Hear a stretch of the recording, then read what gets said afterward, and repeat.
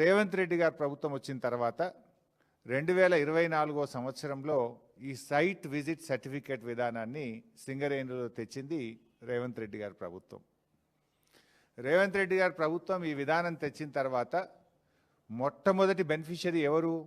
రేవంత్ రెడ్డి బావమరిది సృజన్ రెడ్డి. ఆయన కంపెనీ శోధా కన్స్ట్రక్షన్కే ఈ సైట్ విజిట్ సర్టిఫికేట్ వచ్చిన తర్వాత మొదటి టెండర్ దక్కింది.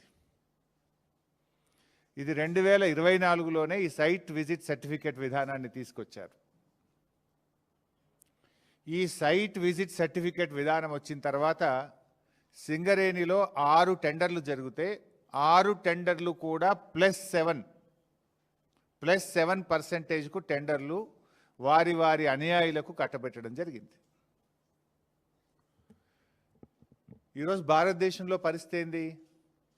ఓబీ కోల్ బ్లాక్ టెండర్లు ఎక్కడ జరిగినా ఈ దేశంలో, అది కోల్ ఇండియాలో కానీ వెస్టర్న్ కోల్ ఫీల్డ్స్లో కానీ కాంగ్రెస్ ప్రభుత్వం రాకముందు సింగరేణిలో కానీ ఎనీ కోల్ బ్లాక్ టెండర్ -10 నుంచి -22% పోతుంది.